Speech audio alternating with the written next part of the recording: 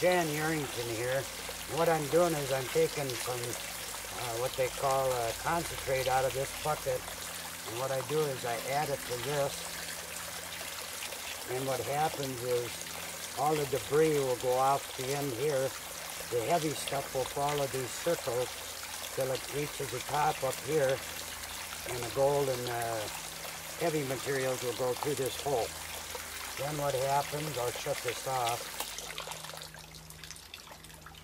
and we'll trap it in the bottle like this here. So you end up with your gold and your heavy materials inside this bottle. And that's how we capture the gold from this unit here. Can you tell them a little bit about where the actual samples were taken from as far as the Trench 4? Yeah. And what the zones are made consist of? Well, we went and dug a hole approximately 12 feet deep.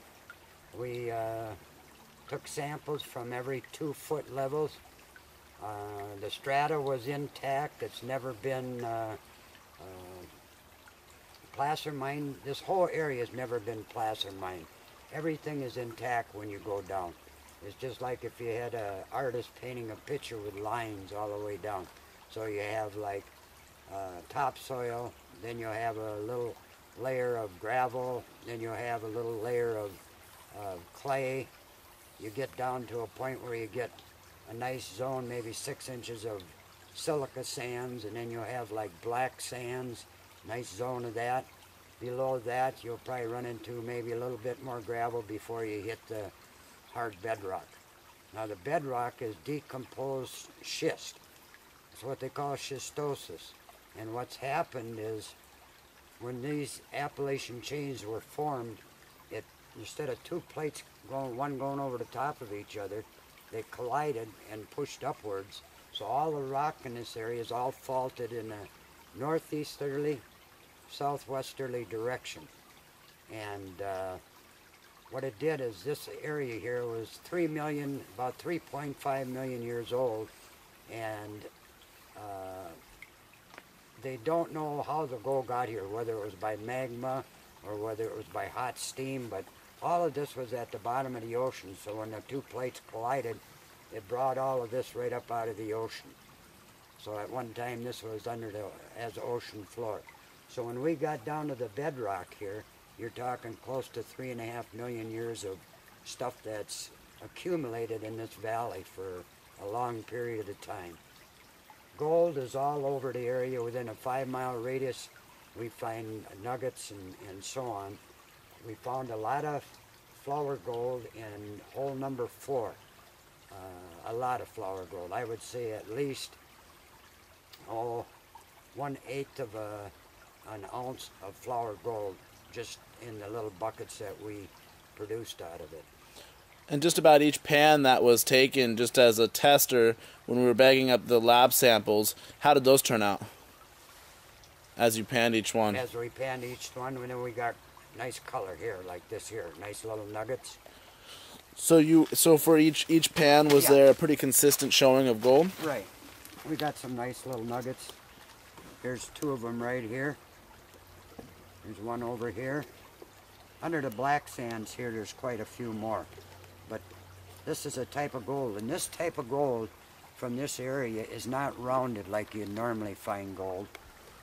This is all jagged gold, which means hole number 4, in my estimation, is right below a ridge, which carries the main vein itself, one of the main veins. There's more than one vein that goes through this Brevard zone and valley right here. So that's why we find gold within a 5-mile radius. There is a vein in this hill because the amount of gold that we found here is less than we find down a little bit further down the stream, and that's because it's coming off the ridge here and going straight southwest. So everything is at a northeasterly, southwesterly flow. And my estimation that there's one of the biggest finds around as far as placer mines, because there's so many tributaries coming into it. They're leading off the hills from every direction, going across veinlets and veins. So it's a well-producing area. It'll be a well-producing area. Obviously, as we've already seen, very strong samples coming anywhere from 10 to 17 grams per ton on average through the placer and the hard rock samples that we've sent to the lab. And obviously, we're eager to see the new ones.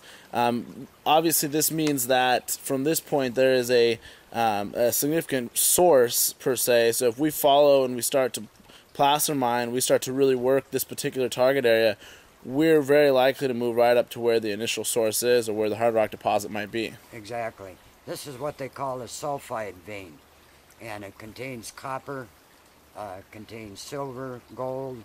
I'm not so sure. It doesn't have palladium, possibly rhodium, could be some molybdenum in the area.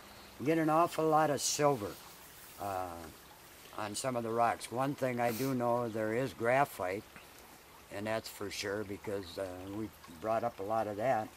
And it's just a typical sulfide vein. And in Georgia, what you find out is that all the gold that's produced comes from the sulfide veins. Let's see,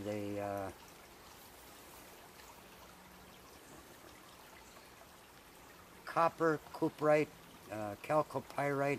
We're going to run into that if you get into the hard rock.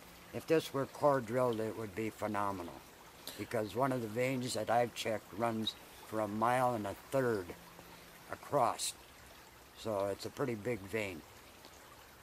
And this particular area, has it been mined, or has it ever had any discoveries? I mean, as far as people wanting to know, I mean, is this a well-known area for gold bearing within Georgia?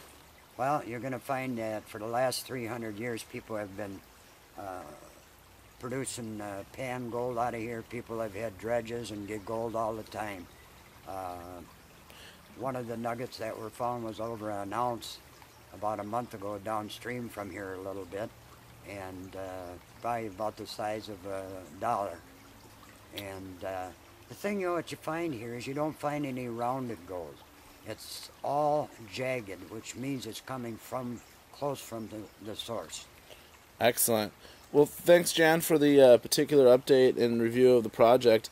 We're looking forward to starting to move towards production on this one. It's got a lot of potential, believe me. Excellent. I've been working on it for going on 21 years now, and I've run many tests on it, and a lot of these tests come back. Some of the tests that I ran came back as high as 1.50, and most of the assays come back between 0.76, 0.96, 0.83. So it's very high in gold and silver. Silver 3.6 down to about 0.13. So, excellent. Thanks a lot, Jan. You're welcome.